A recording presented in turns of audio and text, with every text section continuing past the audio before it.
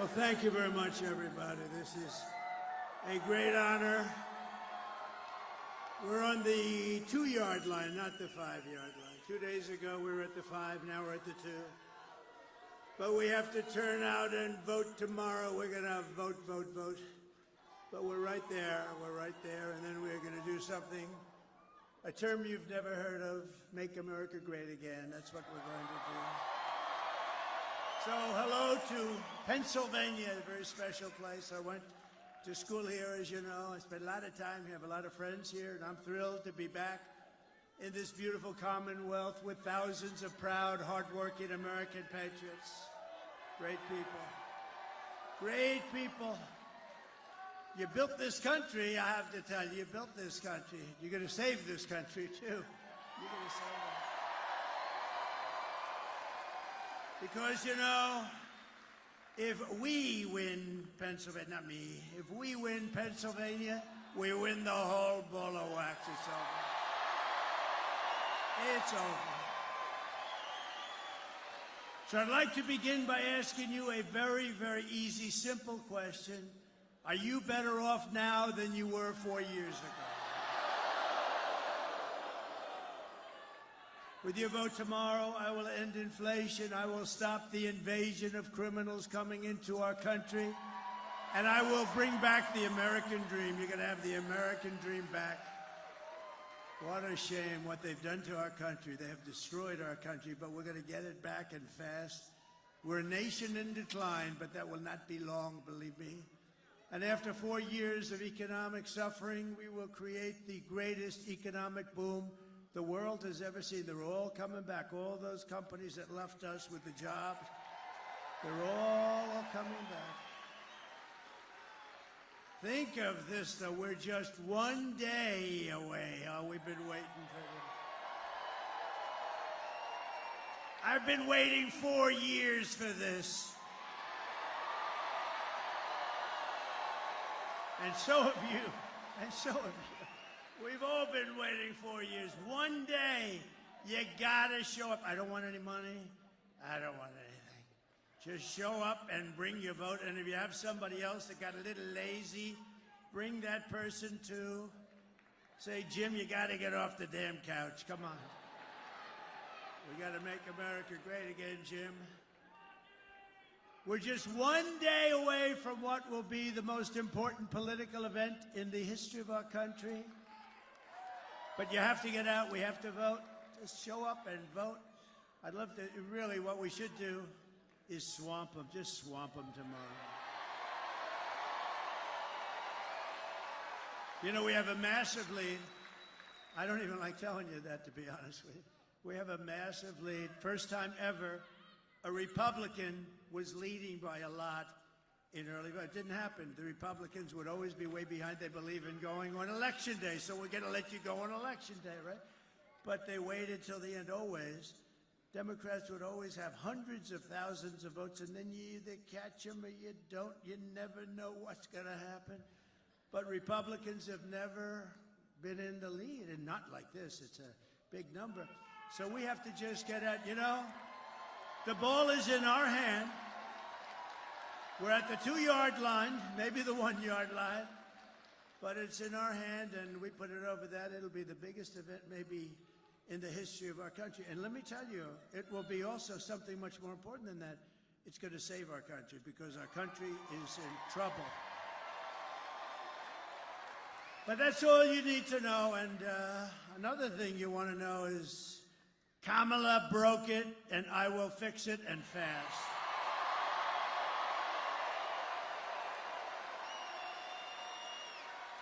America will be bigger, better, bolder, richer, safer, and stronger than ever before.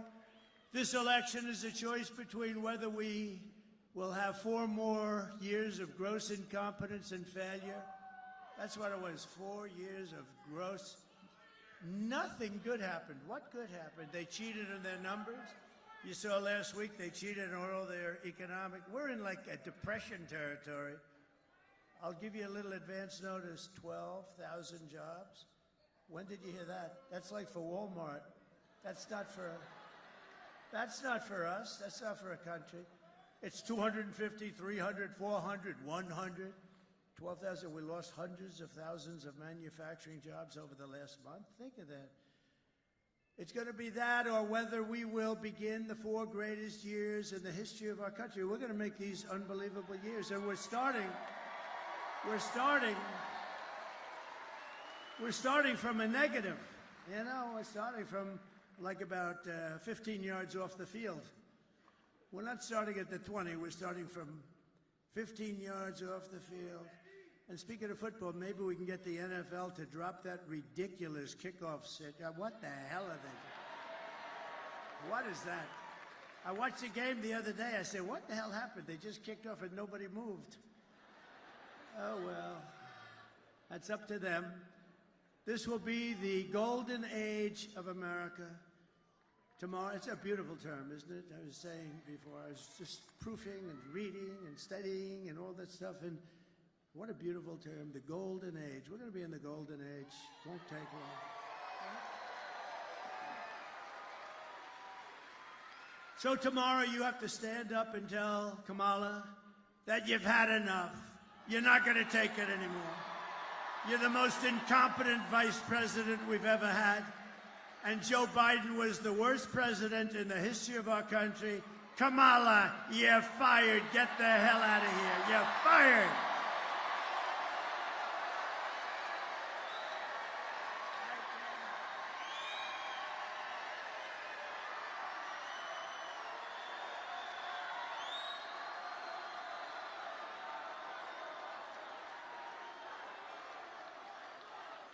This is a hell of a nice place. Thank you. With your vote, we're going to win Pennsylvania, and we're going to defeat Kamala and those radical left, what they're doing to our country.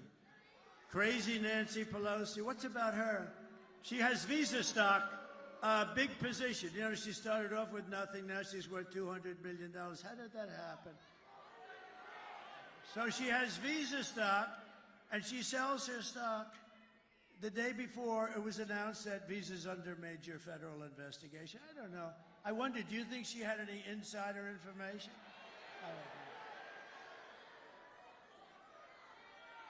It's disgrace. Honestly, she's a disgrace.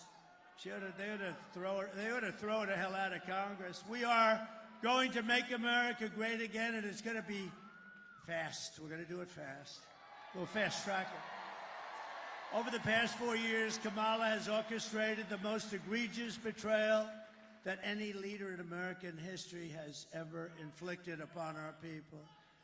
She's violated her oath of office. She's eradicated our sovereign border and unleashed an army of gangs and criminal migrants from prisons and jails, insane asylums and mental institutions from all around the world, from Venezuela and the Congo in Africa, stealing countless American lives. And these are rough customers that are coming, much rougher than almost anybody in this room, other than the other night I had the Penn State national champion wrestling team.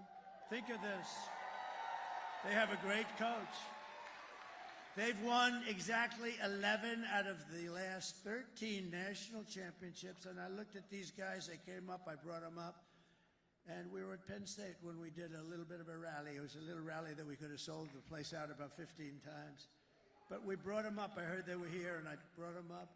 And they had more muscle than I ever saw in any human being. And I looked at them and I said, you know, fellas, you may be the only ones in this room, in this country, that could take the migrants in a fight. You may be the only ones. Then I said, but they fight dirty. They use knives and guns, and they do, and they are vicious, and they're tough. And we're going to get them the hell out. We have to. Our country's being destroyed. Our country is being destroyed. Here today, there's an incredible woman who I got to know, actually, over this tragedy, Patty Morin, whose heartbreaking story is a tragic warning of what will come to every city in America. It's coming to every city. It's already there. I mean, they don't want to even talk about it, but it's coming. It's only going to get worse. And by the way, 21 million people she allowed in, open borders. We have no idea who they are, and many of them are bad. If she ever won, I hate to even mention the concept, she's incompetent. If she ever won, she would have open borders the following day after the election, and you wouldn't have 21 million people, which is a record in history. You would have 221 million people coming over the next 4 years. And you could forget about your country. You would have no chance.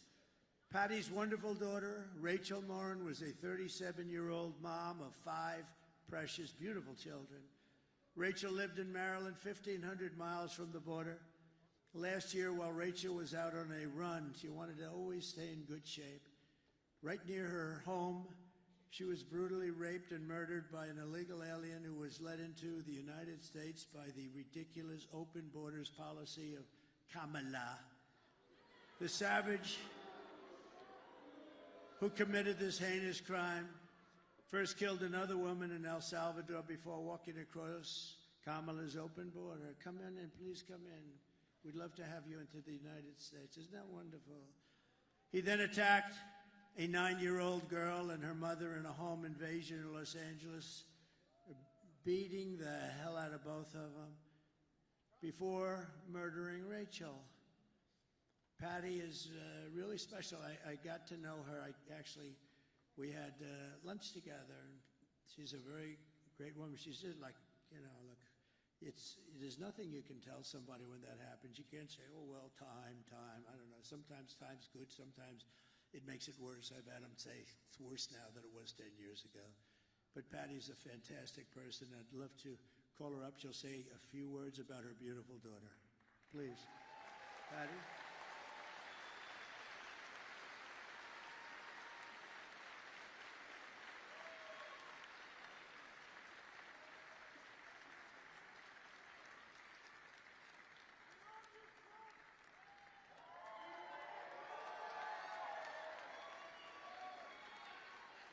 Thank you.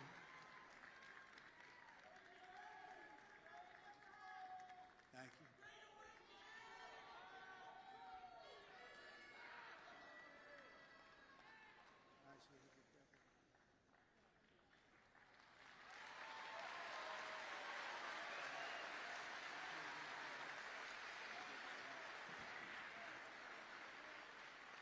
Thank you.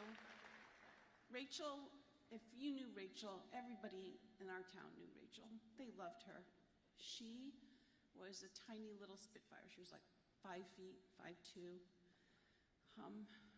She loved her children. She was very dedicated to them. She was a small businesswoman. She worked very hard to support her children. She was physically active. She took very good care of herself. And after she passed away, we did a walk in our town. And we had over 2,000 people come out to the walk. And of the people that came out to the walk, they said to me, I didn't know her personally, but we bought coffee at the same place. And she always said hi, and she always had a smile. I had on the walk people that had immigrated into this country, and one of them that really touched my heart was a tiny little Cuban lady. She had left her country and had come here for safety reasons. She had just had 2 knee replacements, and her daughter knew my daughter, but her daughter had to work that day. So this lady with the 2 little knee replacements walked the trail for her daughter because her daughter was so impressed and so moved by Rachel. And this woman, at the end of the walk, wanted to take a picture with me and offered me $1, because that's what she had in her pocket, to help towards expenses for my daughter. I told her to take the money and take her daughter out to lunch and give her a hug. But family is the most important thing that we have.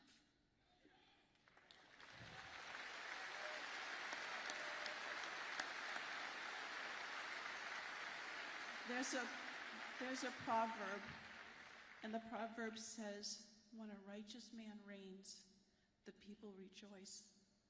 But when wickedness reigns, the people mourn. And it's been 4 years of our country mourning because of the hardships that have been inflicted on us that are unnecessary, totally unnecessary. So thank you for allowing me this time. Thank you very much. And this is our next president of the United States. He's an awesome man. Did you get your eyes shut? Not yet, we're You working got on it? it. You got it? Yeah, we are. Thank you, sir. Thank you for this trial. It's an honor to be there. She's looking down, right? She's looking down. Look at the crowd on the left. Yes. The girl's looking down. You're gonna make me cry. You're gonna make me cry. Thank you. Hold on, let me walk you out.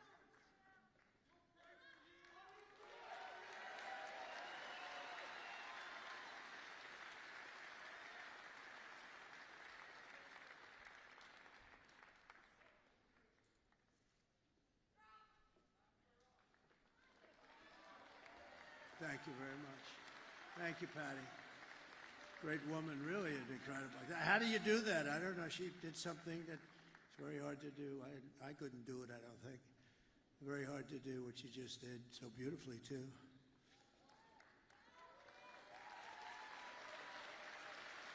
And last night we had a woman from Puerto Rico, Carmen, lost her daughter, Mimi. It's the same kind of thing. A migrant came in from a country, just brutal. They're just killers. I mean, they don't care. Her daughter was also beautiful. And Rachel was beautiful. But it was a similar thing, killed. And the woman got up, killed 5 days ago. And the woman got up and she just spoke. And both of them, the job is to do that. I don't know how you do it, but they are incredible. They're incredible people. We have incredible people in this country, I tell you. And we can't let savages come in from other countries and take them out. We can't let these animals come in for other countries. They come in and they take them out, and then they're protected by the radical left. It's a terrible thing that's happening, and it's levels. When I was in this debate with the three people, 2.5, I figured, the 2 anchors and a half a candidate. And David Muir, when I said about, no, crime's way up. No, it's not, it's down. I said, am I debating you? And the next day, somebody at Justice Department actually likes me. They released the numbers. It was up 45%. Crime was up, way up right now. And you have a new crime that you can add. It's called migrant crime. And it's as vicious as there's ever been.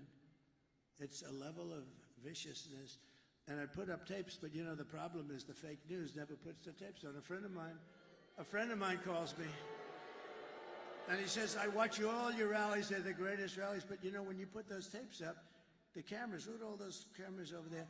They don't have one camera that goes, and all it has to do is go an inch here, an inch here, and you have it. They don't put them on television because they don't want to see the horror show of those tapes. So I don't even bother with them anymore because it's ridiculous. Isn't it ridiculous? And you know, it would be actually better for the networks, better. I mean, you're showing things of great interest, and they're horrible to watch. They're horrible to watch. But I don't put them up anymore pretty much because they won't put them on. They won't move the camera an inch and an inch. Isn't that terrible? You know why? Because it's fake news. The day I take the oath of office, the migrant invasion ends and the restoration of our country begins. The United States is now an occupied country, but it will soon be an occupied country no longer. It's not going to be occupied long. If you had the tapes, you'd see where they take over apartment complexes in Aurora, Colorado. I hope Colorado votes. You know, Colorado, the governor, is a weak, ineffective guy. He's a radical left lunatic, and he's petrified of the people. It's a gang from Venezuela, very nasty, along with MS-13. They're probably the 2 worst gangs, and vicious. He doesn't know what to do. All talk, you know, they're all talk. And yet when I was the leading candidate and we're going through the country like easily, routinely, he decided that he's going to try and take me off the ballot That doesn't sound very democratic, does it? You know, they always say, he's a threat, me. I'm a threat to democracy. I'm the one that's saving democracy, just so you know.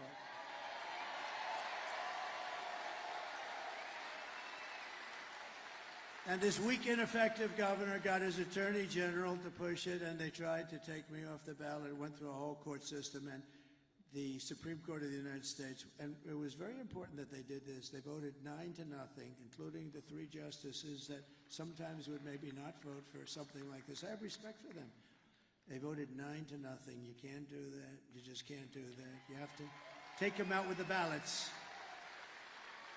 So that was great. It's it. And the people of Colorado at the time, see, time flies and now people forget about it, but at the time they did polls and they were doing, Trump was going to win Colorado, not traditionally a swing state, but they were furious. And the Democrats were actually more angry than the Republicans. It's pretty amazing. November 5th, 2024 will be Liberation Day in America. And on day 1, I will launch the largest deportation program of criminals in American history. We're going to get them out. We have to. Dwight Eisenhower has the record. He was a very moderate kind of a guy. He was a good general. He was a good president, too, better than a lot of people think. He built the interstate system, did a good job, but he hated the concept of people pouring into our country, and he has the record, but we're going to unfortunately beat the record. It's not something I want to do. But this is not sustainable by any country. They're taking over your towns, your schools, your hospitals. Springfield, Ohio, 52,000 people in the town. They dropped 30,000 migrants into the town. And now they can't use their hospitals. They can't use their school systems. I will rescue every city and town that has been invaded and conquered. Can you imagine? I'm up here making a speech, talking about towns and cities and big cities. Look, I see New York. I see what happened.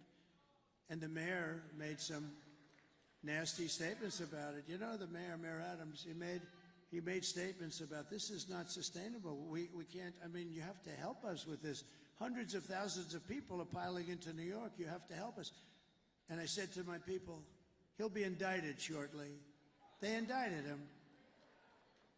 One of the indictments is he was upgraded in an airliner. Everyone gets upgraded. Anybody who's gotten upgraded, please raise your hand. You will be indicted. No, think of this. I've been upgraded. I used to fly that way. They used to upgrade me all the time. That would mean I have a potential additional investigation because I've been investigated more than Alphonse Capone. Think about it. He killed people at will. If he went out to dinner with this handsome gentleman right here and he didn't like him, he said, "You're looking at me the wrong way. I don't like you." He had no chance of making it out of the dining room. And I got investigated. Think of it. I got investigated more, and I did nothing wrong. And I have to say the Republican Party really stuck up for me. They said, this is ridiculous. Unanimously. And they'll put the vicious and bloodthirsty criminals, we're going to get them, we're going to throw them out of the country first choice. If they're really crazy vicious, and we have many of them, don't forget, of the 1,399 that are murderers, many of them committed 2 murders. Of these people, I don't know, I'd almost rather keep them in jail, because, you know, if they come back, now we're going to have something about them coming back. It's serious, and we'll tell you about it. But we're going to either put them in jail or we're going to get them. And for the most part, we want to just get them the hell out of our country, right? No, they're emptying their jails and mental institutions to expedite removals of the removal of Trende Aragua and other violent gangs like MS-13, all savage gangs, tough gangs. They're tough, they're nasty. That's why I want to be with those Penn State guys. I feel very good. I will invoke the Alien Enemies Act of 1798. You know, 1798. That's when they ran the country a little tougher than we run it today. Today you get a little slap in the wrist when you kill somebody. You kill somebody. Oh. Now, if you fight for a fair and free election, then they throw the book at you, right? Then they throw the book because they don't like it because you're getting too close. And you know, those numbers that are coming in today, nobody's ever seen numbers like this. It's a great tribute. It's a great tribute. So we're going to invoke the Alien Enemies Act of 1798 to target and dismantle every migrant criminal network operating on American soil. And if they come back into our country, it's an automatic 10 years in jail with no possibility of parole. And I'm hereby calling for the death penalty for any migrant that kills an American citizen or a law enforcement officer.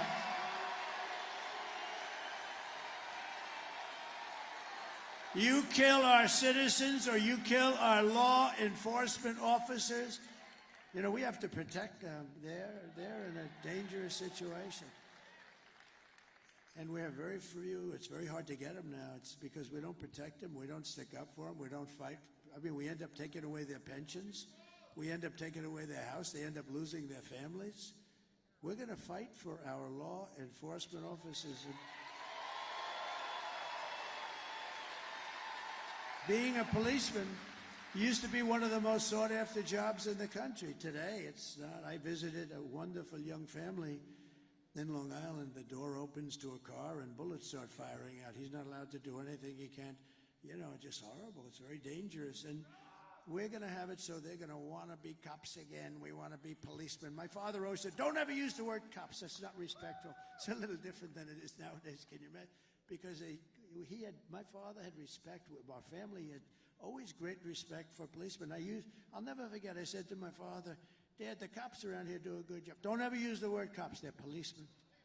At that time, it was mostly policemen. Now it's policemen and policewomen. It's good. But that's a different, there's a whole different thing. We're going to bring it back to exactly like my father felt about him. He had total respect for them, and they did a great job. And you couldn't even get on the force. The standards were so high. Everybody wanted to be a policeman, or it didn't, as it kicked in, a policewoman, and they're doing a great job. And I will immediately ban all sanctuary cities in the United States of America. We will secure our borders, and we will also rescue our economy, because our economy is in a mess. And I've seen it for a long time. I'm very good at that stuff. I'm very good at that stuff. I've been talking about it for a long time. Scott Bessent, one of the smartest people on Wall Street, has been talking about it. In fact, he said the only reason the stock market's up is because everyone thinks Trump is going to become president this very year. Maybe the top guy on Wall Street.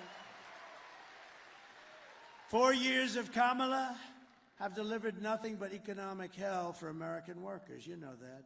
Her inflation disaster has made life unaffordable and cost families over $30,000 in higher prices. It's the cost. People tell me all the time, I actually talk to a lot of people. It's hard to believe. If I'm in a group, I say, come here, what do you like the best? Well, my groceries are.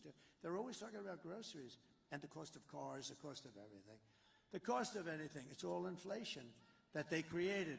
They created it so stupidly with screwing around with my energy policies. I had oil at $1, I thought it was 87. I was corrected by the government. It was $1.84 a gallon. Think of this. And today you're at $4 and $5 and actually going up.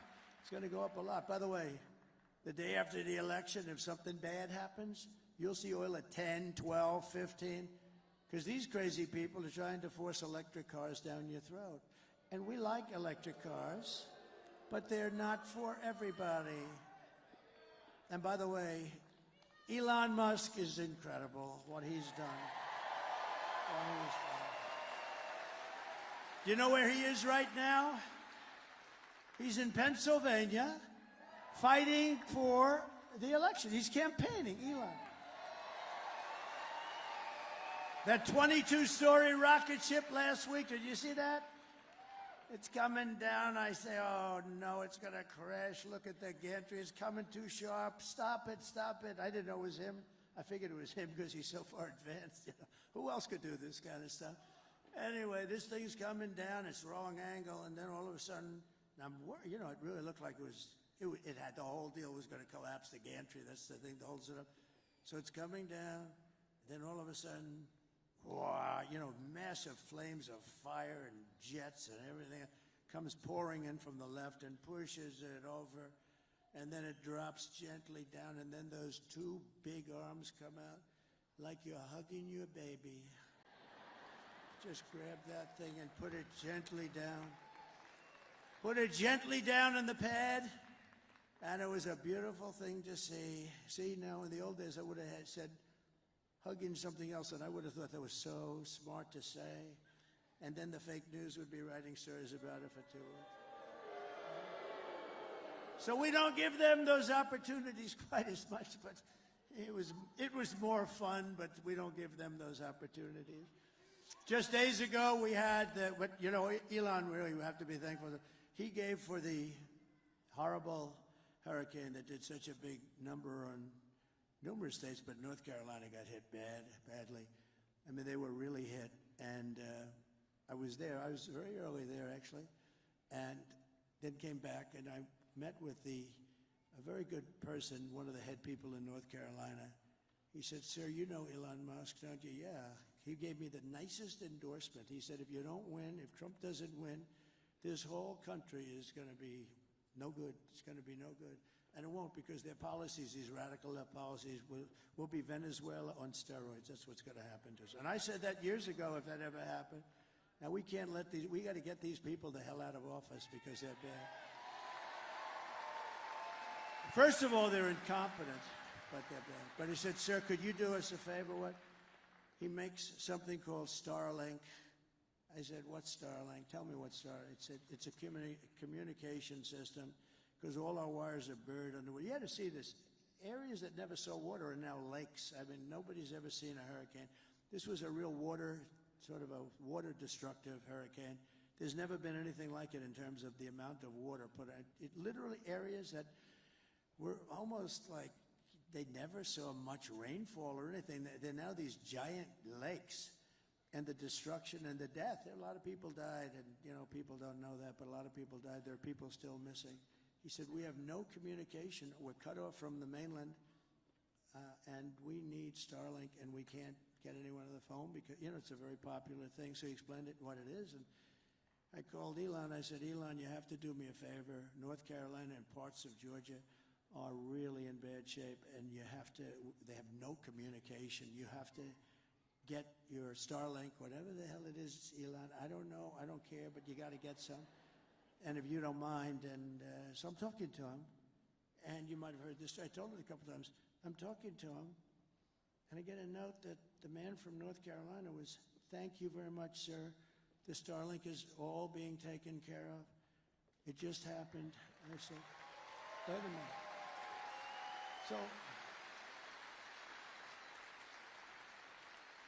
So I said, "Elon, did you approve that?" "Yeah." "How the hell did you approve it? You're talking to me on the phone." He said, "Well, I'm able to do two things at one time." And they got so much Starlink, and I said, "How is it?" He said, a week later, I said to the guy, "How is it?" He said, "It's unbelievable. You saved a lot of lives." So Elon is a great guy, so we want to thank him. Just days ago, we had the worst jobs report in modern history. This is the one. I always said, I don't want to be Herbert Hoover. I don't want to be Herbert Hoover. And I've been talking to you about this is going to happen, and I think we can now say it's in the process of happening. So normally you see all these jobs, everything, hundreds of thousands of jobs, just because of the size. And they just announced, Mike, you'd be amazed at this. Mike, look at our Mike. Look at him. He lost all that weight. He looks so handsome. Stand up. Mike Pompeo. Stand up, Mike. You look so handsome. Wow. Man, I'm going to ask him, how the hell did he do that? That's good. Good. That's great. But he just said, 12,000, and this is an unbelievably, like an unthinkable number. I've never heard of a number that low. I've never heard of it. It's been decades. And I heard that, and then I heard 30,000 private sector jobs were killed in a single month, and nearly 100,000 manufacturing jobs have been wiped out just since the beginning of the year. 100, and those manufacturing jobs are gold for us. I mean, you know, those are the people that make the product. 150,000 Americans joined the unemployment rolls in October, and nearly 250,000 people dropped out of the labor force. Did you ever hear numbers like that? That's like a depression. And I've been saying the D word. I don't like to say it, but I've been saying the D word, the depression. Then they did something even worse than that. A few months ago, they fraudulently claimed that they had 818,000 jobs created, that they created 818,000. That was good, but that just brought us up to normalcy, so it wasn't a big story. You know, because now all of a sudden, instead of being down 818, they were like normal. And when in fact, none were created. It was a fraud. And the papers refused to write about it as a fraud because they're fake. And it was a total lie. They thought they'd be able to get away with it through the election. They didn't want to have this information come out before the election. See, and I look up to this guy. Thank you very much. Because this would, in normal times, right? This would, in normal times, be a disqualifier. Do you know she's using my term now? Do you believe it? She uses everything I do. She uses even Saturday Night Live. They copied. They copied. Think of that. Oh, she was great. They copied my routine. I did it a long time ago. They copied the same routine. I think I did it better, actually. I think anybody could have done it. I think anybody could have done it better, Dan, right? But fortunately, there was a whistleblower on the 818, and I thought it was an amazing thing, so it got released. And now, to add to it further, they've just revised other past reports, jobs reports, down by 112,000 other fake jobs were reported. For almost 1 million fraudulent jobs were created. And it all got released right now in front of the election. One day, I mean, it was 3 days that we heard about it, but we're talking about it now. And normally this would be a disqualifier. This would be, you wouldn't be able to even run for office. Meanwhile, 100% of the net jobs created in the last year have gone to migrants. They haven't gone to American citizens. Did you know that? These are depression-type numbers, and that's where we're heading if she's elected. You have a depression, I don't mean like a recession. I mean a depression with a capital D. Under my leadership, we are quickly going to turn this economic nightmare into an economic miracle. We're going to do great things. You are.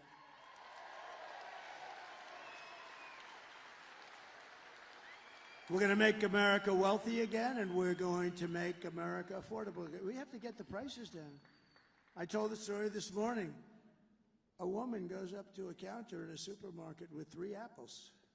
It was reported somewhere, and it's just like, this can't happen in this country. And brings them up, 3 apples. An elderly woman brings them up to the counter, and she realized that they're too expensive, and they've gone up so much from the last couple of months. And she takes one of the apples back to the refrigeration section and walks back, and she buys 2 apples instead of 3. This shouldn't be happening in the United States. So we're just one day away from the best jobs and biggest paychecks and the brightest economic future that the world has ever seen. But you must vote. Kamala's plan will impose the largest tax hike in American history and raise taxes on the typical American family by at least $3,000 a year. And this is the only politician I've ever seen. You know, she's a very low IQ person. You know that. I want to have a smart president. I don't want any more. We had 4 years of these guys. President Xi, Mike, of China is not a low IQ person. Do you agree? He's a very severe person. He's a very fierce person, but low IQ is not one of his traits. Do we agree? No, but these guys, these leaders at the top of their game, and we don't have that. We have people that 30 years ago, Biden wasn't any good. He had the worst policy ever. If you would have taken Biden's policy reviews over a 40-year period and reversed them, you would have gone down as the single greatest policy expert, foreign policy expert. My plan will massively cut taxes for workers and small businesses, and we will have no tax on tips, no tax on overtime, and no tax on Social Security benefits for our seniors. Kamala will crush Pennsylvania energy workers, and she's going to ban fracking. By the way, don't let this happen. Her whole life she's against anything coming out of the ground. She likes the wind, the wind. It kills all your birds. That doesn't work. That's the most expensive energy in the entire world. And then after 10 years, when it rusts out, they don't look too good. So she wants to ban fracking, and she's going to ban, that's 500,000 Pennsylvania jobs. There's no way that you can vote for that. That's your biggest industry. You got a lot of stuff under there. It's going to come out, and it's clean and nice and good. And you're doing great things for the country because the country uses it. I will end Kamala's war on energy, and we will frack, frack, frack, and drill, baby, drill.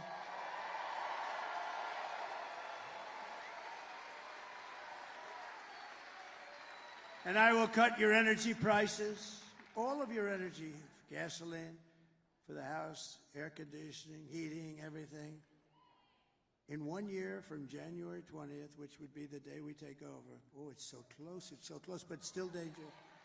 These people, how would you like to be Putin and you want to call the United States and you have no idea who to call? No, it's true.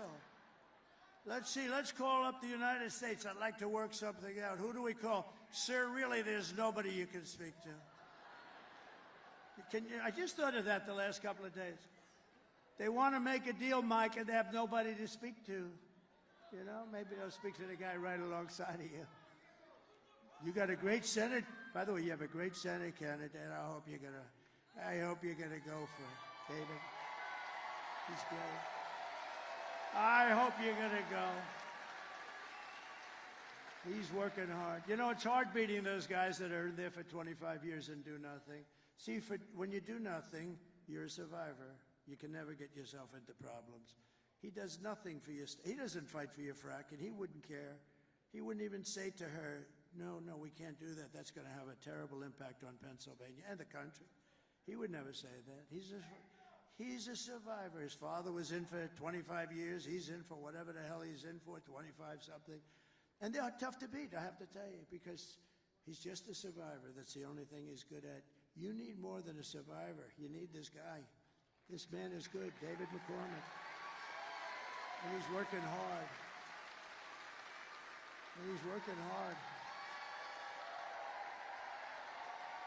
Get him up here. Come on, David. Come on. We got to get him. David McCormick. And I'll tell you, I've known him for a long time. He was a winner in school. He was a great soldier. Everything was good. Everything was good. You have a chance to get somebody outstanding. And what you have now is not outstanding. Thank you. All right, Keystone State. It's going to happen right here. It all comes down to here. We have a choice. We have a choice between strength, that guy who said fight, fight, fight, and weakness. We have a choice between common sense policies and a radical liberal agenda. You have a choice between a senator who's going to fight with this guy for change or the status quo. We've got to win this election. It's the most important ones of your lifetime. President Trump's putting it all out there. I'm putting it all out there. We need you to do everything you can do to take our country back. We need you to get out and vote. We need you to tell 10 friends. We need you to put up signs. We need you to pray. And if you do that, on November 6th, we'll say, on this day, November 5th, we saved our country. We got it back on track. We put the right leadership in place. And we made Pennsylvania great again. Thank you.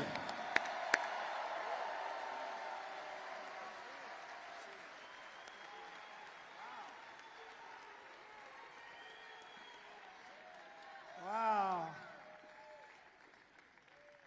We have some other senators here, and I have to tell you, I think they're looking forward to having him as a partner in the Senate. We have some good ones, too. Senator Bill Hagerty, Tennessee. Tom Cotton, a great guy. Tom Cotton. Tom is a great guy. Arkansas. And Marco is Marco. He's fantastic. Thank you, fellas. Thank you, fellas. That's a great group of people. I heard Marco, that little speech he gave, that was pretty, I didn't understand a damn word he was saying. But he's great. You have a lot of members of Congress, but just a few of them that I have to because they're outstanding. They're outstanding people. John Joyce, Lloyd Smucker, Dan Muser, G.T. Thompson. These guys are all warriors. Stand up, fella. They're warriors.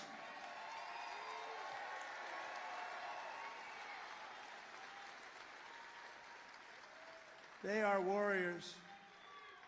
And Arkansas Governor Sarah Huckabee Sanders, she's doing a fantastic job.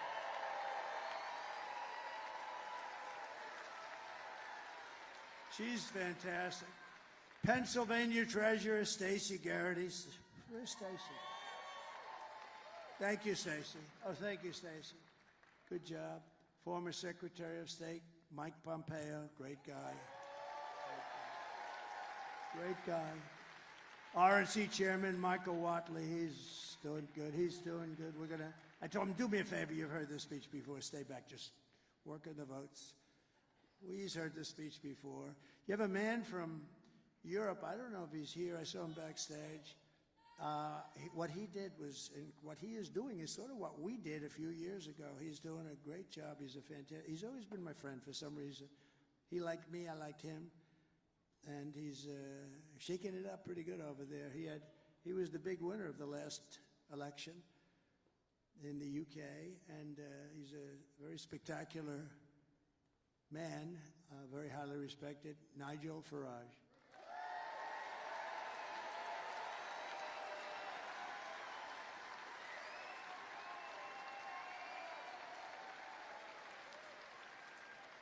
He's a little bit of a rebel, but that's good. You know, that's good. Don't change, Nigel. And you have my children, and they are spectacular. Don, Eric, Tiffany, and Laura, and Michael Boulos.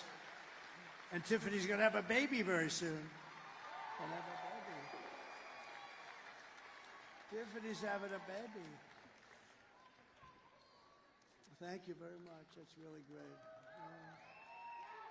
They're very good. They're very good kids. And a lot of friends are here. Steve Witkoff is here. He's given a lot of money to different charities and all. He's really, really something. Oh, they're there. I'm wondering why are all those cameras? That's the innocent right there. And you know, Laura is a superstar. Laura is like unbelievable. Laura has been unbelievable.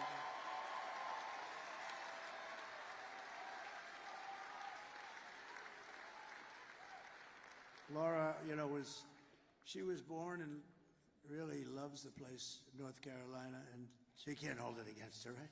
She was born, she loves North Carolina, and so do I, so do we all. We've never had a loss at North Carolina. And she could have been senator very easily, and I said, do you think it's something you'd want to do? Nobody could have beaten her. She was through the roof, and she said, no, I love my husband, I love my children, I really want to give them some time. We end up making her like chairman of the Republican Party. That's supposed to be easier, along with Michael Watley. But she loves North Carolina, and she could have. And Ted Budd, who's doing a great job. I said, Ted, would you like to? She said, I'll only run if Laura doesn't run, because nobody can beat her, which is really true. And she said, I think Ted would be great. He ran, he won, and he's a fantastic senator. But I just want to thank this group is a very special group. And Ivanka and Barron. Ivanka called me this morning and she said, have a great time today, because this is, you know, we're going to be doing 4 of these today. 4. They're big ones. They're big. But we felt we could do the abbreviated version. In other words, ladies and gentlemen, listen, I have to get around. Do you mind if we speak for 5 minutes? And everyone said, I guess. But we do the whole deal. You've been with me from the beginning, and I'm with you from the beginning. So. And we have Barron, and Barron he got into a great college, and he's doing really well. Barron is watching us as we speak. He loves this stuff. Barron's watching with our with our First Lady, our beautiful First Lady. Oh, she's got the #1 selling book in the country. Melania, it's called. Go buy it. Buy it for Christmas. It's beautiful. I read it every page very closely before I recommended it. I didn't know. You got to be careful. Now, she wrote a great book, a #1 bestseller on the New York Times list. You know, for Trump to get on the #1 bestseller on the New York Times list, most people would consider it like virtually impossible. And she did, so that means she sold a hell of a lot of books. And so go get Melania. But Barron and Ivanka, say hello. And I want to thank you very especially. This is our last time now for forever. Well, we started this. Think how sad. We started this, right? And we started it really as a family unit 9 years ago. We've had the biggest rallies, the most spectacular rallies in the history of politics. It's the biggest and most powerful movement in the history of our country by far. And I say that in front of the fake news all the time. There's nobody can correct it. And I tell the story of Pat Buchanan. I like Pat Buchanan. Now he's a pretty old guy. I hope he's around. I think he is, but he's a pretty old guy. But he became very famous and very successful, and he was on all the shows for years, for 40 years, because he came in second in the New Hampshire primary. And he took that. We won 50 states, and then we won the presidency. And we did even better the second time than we did the first time, as you know. We had more votes than any sitting president in the history of our country. And things happened. And I said, you know what? We did so well. Let me see how they're doing. And they were doing horribly, because I didn't need to do this. And they were doing horribly. And I said to the family, I said to Melania, Barron, and I said to Ivanka, I said to everybody, I said, I think we got to do it again. Think of it. If I would have done badly in 2020, I wouldn't do it. It would have been easier. But we all know how well we did. And I said, we got to do it again, only because I looked at the incompetence, Afghanistan, all these things that were happening. You take a look at it. You take a look at how bad. Nothing good was happening. We were disrespected all over the world. Other countries laugh at us right now, and now they're laughing harder than they've ever laughed before. And we're not going to let anybody laugh at us. It's not going to happen. So I said, let's do it. Let's give it a shot. And now the people, and it was, quite contentious, because you had some people, but now those people are real friends of ours again. And we have a party that's very well united. And most importantly, we're going to show up and vote tomorrow. And if you do, you're going to win. The ball's in our court. As they say in athletics, the ball is in our court. All we have to do is get out and vote, and we walk away with the greatest political event in history. But much more important, it's going to be the event that saves our country. So, thank you. Thank you, everybody. Thank you. Thank you. They're really good kids. They're really good. That's not to say that I didn't have little difficulty with them on occasion. Especially Don, but no, I'm only kidding. No, good speeches. Good job. Thank you, kids. I'll see you later. Good. Thank you very much. And your father, thank you. Thank you. I didn't know what was happening. I saw all these cameras turned. I say, why are those cameras being turned away from me? What's going on? But, in a way, they become stars. They're just great. They're great people. And, they do it because they love the country. They love it. Thank you very much, all. Thank you.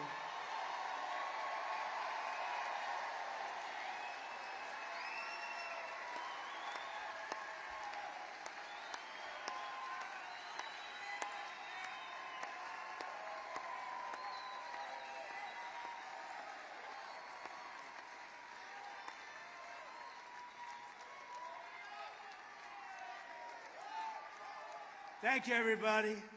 So here are the facts. And Kamala, now we have to talk. Oh, bring them up. Okay, come on, let's go. They all want me to bring them up. There's a lot of love.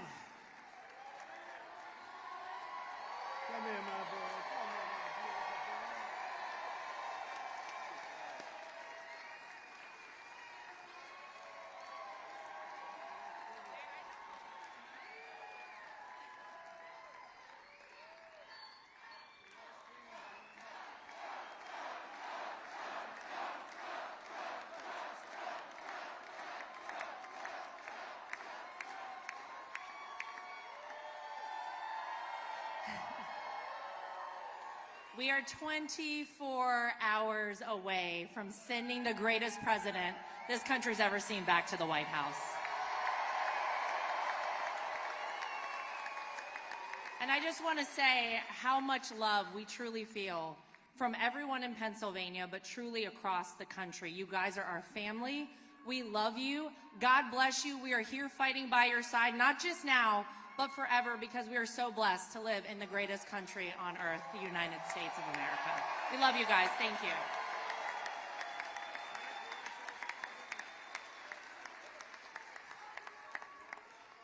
This man right here is the greatest warrior America has ever seen. And our family is so damn proud of him. We will fight on this stage for as long as we're here. We're always going to fight for the greatest country in the world, which is the United States of America. Let's go win this, Pennsylvania.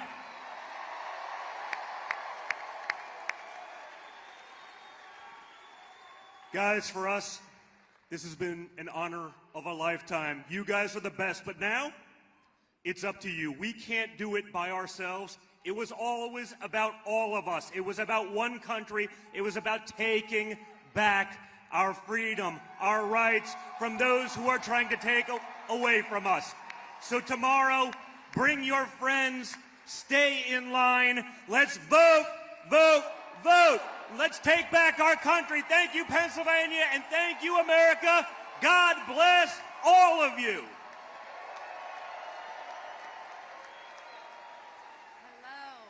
We love you, we support you, and my father's here fighting for you, and he's never going to let you down. So please vote. Let's get this country back on track. Thank you so much.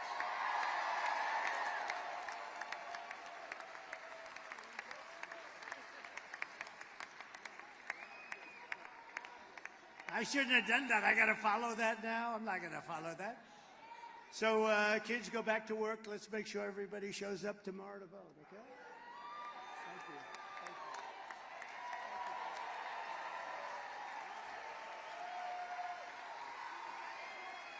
Thank you. Beautiful job.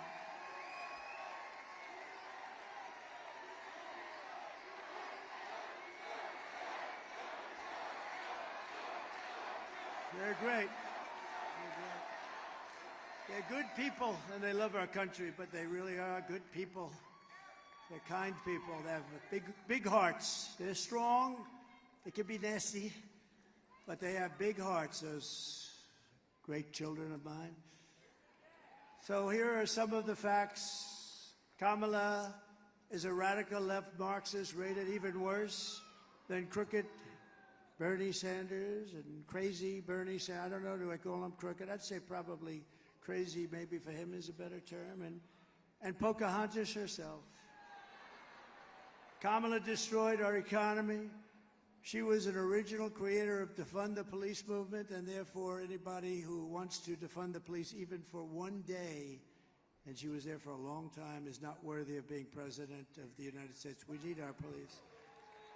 We want to get our police back. We want to indemnify our police when they're unfairly charged. Kamala vowed to abolish ICE. She pledged to confiscate your guns. Would anybody like to give up their gun? No takers? I didn't think so. And endorsed a total ban of handgun ownership. You know that. She even called for free sex changes for illegal aliens in detention. All at taxpayer expense. And perhaps, worst of all, she lied. She never worked at McDonald's. Never worked. No, she never worked there. I was there for 15 minutes. That's 15 minutes more than she worked there. And I have to say, those French fries are really good when you get them right out of that fat or whatever the hell they cook it with, fat. I don't know if it's good for you, but they are really good. In conclusion, with your vote tomorrow, we are going to fire Kamala and we are going to save America. We will cut your taxes, end inflation, slash your prices, raise your wages, and bring thousands of factories back to America and back to Pennsylvania. We love Pennsylvania. Something about. Think of the history you have here.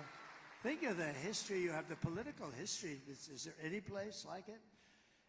And this is a big one because think of this. Put this, add this with all of the other things that are, you know, for so many years famous by Pennsylvania and what you've done and how you fit into history. We win Pennsylvania, as I said. We win Pennsylvania. We win the whole bag of wax. We can have another one. We'll put that one on top. Let's try putting that one on top. They're pretty big. We have to. But this will be one of the. This will be one of the truly big events in the history of our country. So why don't we have Pennsylvania be there for that? That'd be beautiful. On top of all the things we did.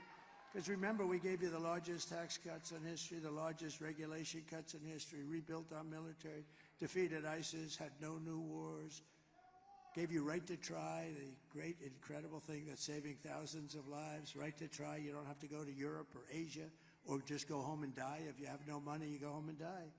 You have the right to try new age medicines without having any problems, saving thousands and thousands. We gave you so much, and it's an honor. It's an honor, really. We will build American, we will buy American, and we will hire American. I will end the war in Ukraine, which would have never started if I was president.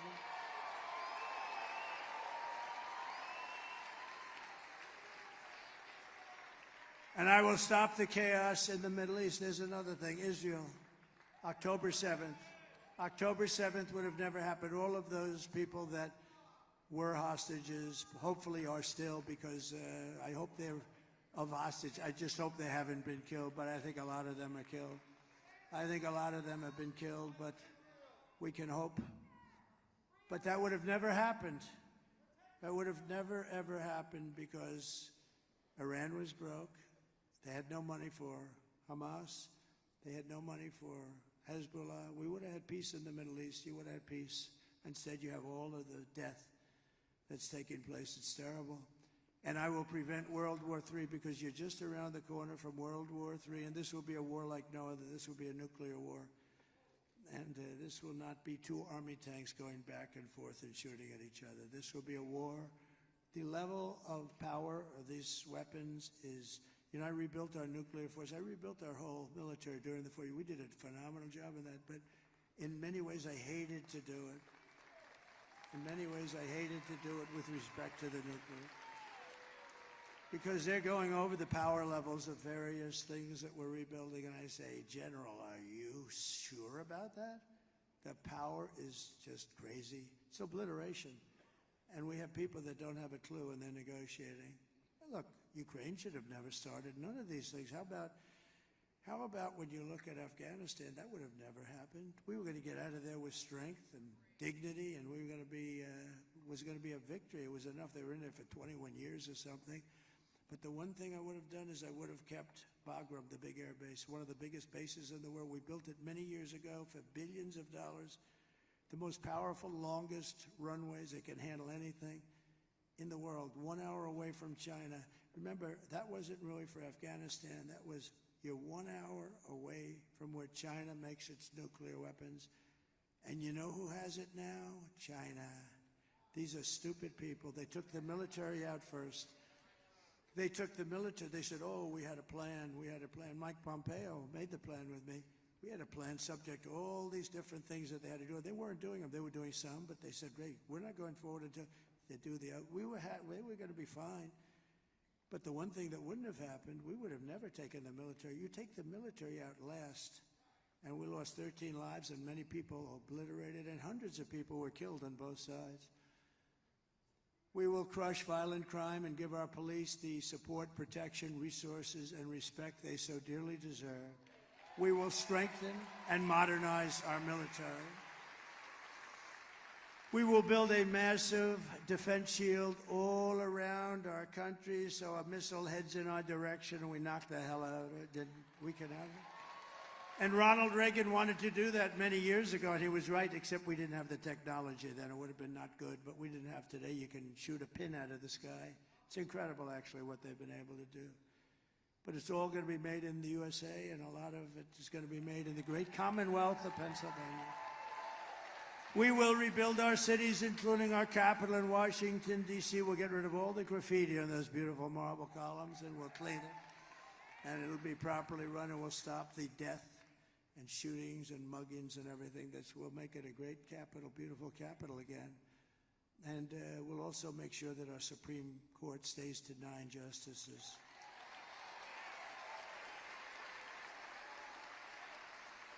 We will teach our children to love our country, to honor our history, and to always respect our great American flag. And we will get critical race theory and transgender insanity the hell out of our schools.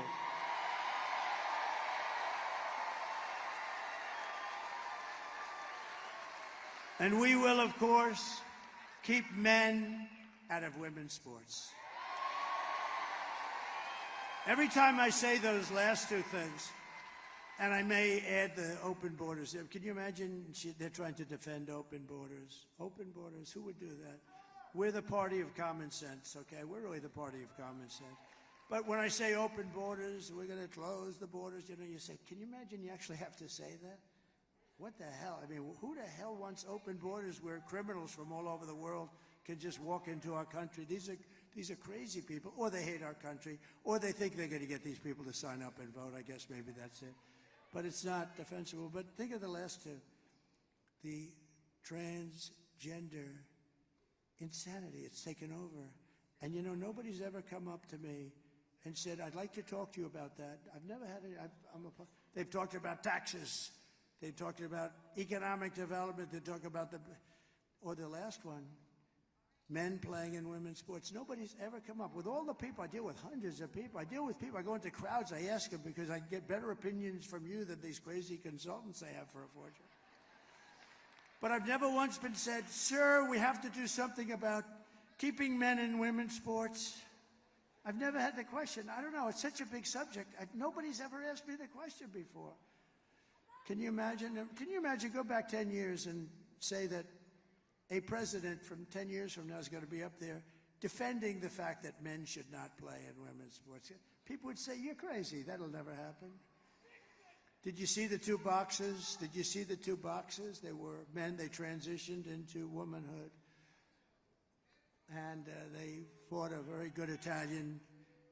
They have women's boxing in the Olympics. And they fought a very good Italian young lady. And boom. She got hit with just a left jab. She went back to her corner, so I've never been hit like that. This was just like a defensive. Oh, they could fight Iron Mike, I'll tell you. Iron Mike would say, this is not a good thing. I know Iron Mike, and he's a great guy, Mike Tyson. A great guy. He's a good man. Hey, Mike's been through a lot, but he could fight. Let me tell you, that guy could fight. But can you imagine Mike? Oh, he says, put Mike in the ring with Kamala. That would be interesting.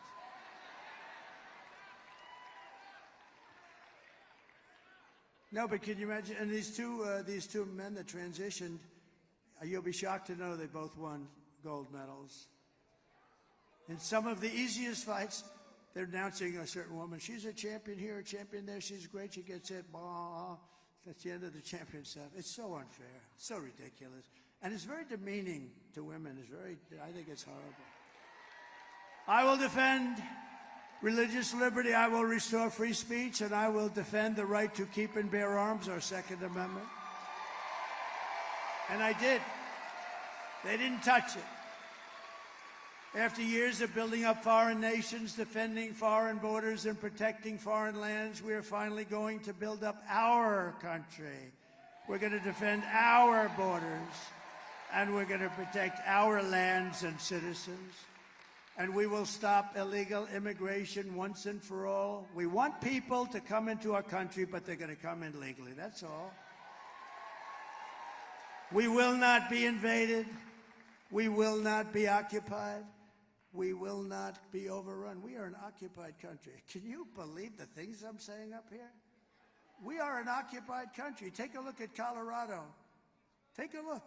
Take a look what's happening there. Military-style weapons. Aurora. They're taking over apartment complexes. They're in the real estate business just like me. but I have to go out and borrow money or somehow pay cash. They just walk in and they say, you're paying the rent to me from now on, madam, and if you don't pay, it's big trouble for you. And the governor has no idea what the hell's happened, that poor guy. He's a radical Democrat. We will not be conquered. We will be a free and proud nation once again. Can you imagine? I have to say this. Everyone will prosper. Every family will thrive, and every day will be filled with opportunity and hope and filled with the American dream. But for that to happen, we must defeat Kamala Harris and stop her radical left agenda with a landslide that is just too big to rig. We got to do it.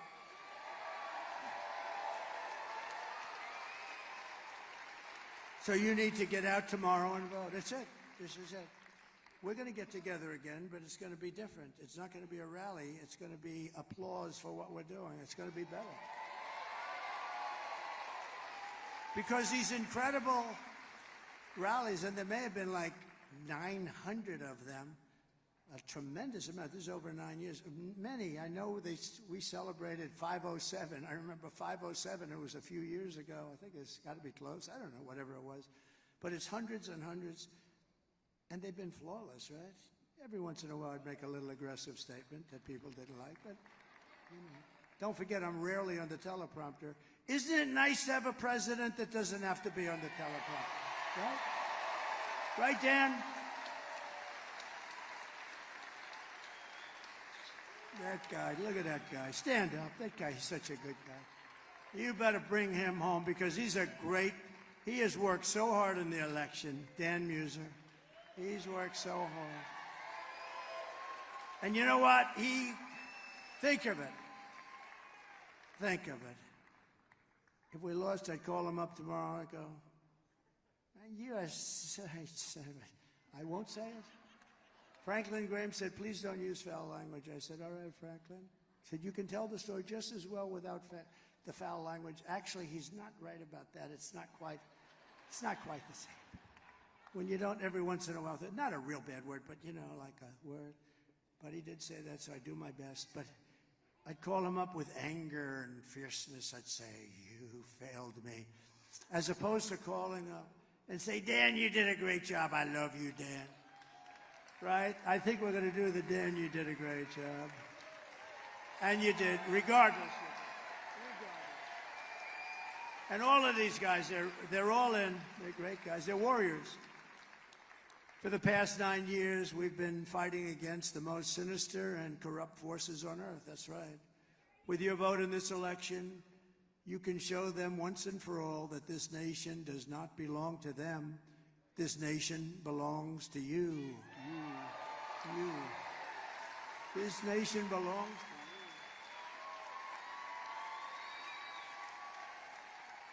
It was hardworking patriots like you who built this country. And tomorrow, 4 years we've all waited for this. 4 years of rallies, good ones and bad ones, but we didn't have any bad ones, I don't think. We had no bad ones.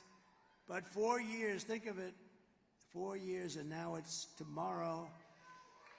Tomorrow it's hardworking patriots like you who are going to save our country. All of this was to really, all of these hundreds and hundreds of rallies were to put us in position to do something great for our country. This is, in a way, the harder part. Honestly, beating all these people and fighting all of these people, going through the lies and the vicious statements about you and your family and everything. But all of that was worth it. It puts us in position to now be able to do the job. And we're going to do a great job for everybody, for 100% of the people. We're going to do it for Democrats, for liberals or progressives if they prefer, which they do prefer. But we're going to do it for independents, and we're going to do it for everybody. We're going to do it for everybody. And you're going to be so proud of your vote. I really want you to look back and your family to look back. My dad, my mom voted for Trump. It was the best thing that they ever did. That's what we want. Otherwise, we've made a mistake. And we felt the love. We would have never done this if we didn't do so well the second time. We did better the second time than we did the first time, if you think. After all we've been through together, we stand on the verge of the 4 greatest years in American history. We really something. With your help, we will restore America's promise, and we will take back the nation that we all love so much. We are one people, one family, and one glorious nation under God. We will never give in, we will never give up, we will never back down, and we will never, ever surrender. Together we will fight, fight, fight, and win, win, win. November 5th will be the most important day in the history of our country. We're going to turn it around. We're going to turn it around very fast. You're going to be very proud. And together we will make America powerful again. We will make America wealthy again. We will make America healthy again. We will make America strong again. We will make America proud again. We will make America safe again. And we will make America great again. Thank you, everybody. Thank you. Thank you, Pennsylvania. We'll be back. God bless you all. God bless you all. Thank you. Thank you. Thank you very much, everybody. Thank you very much.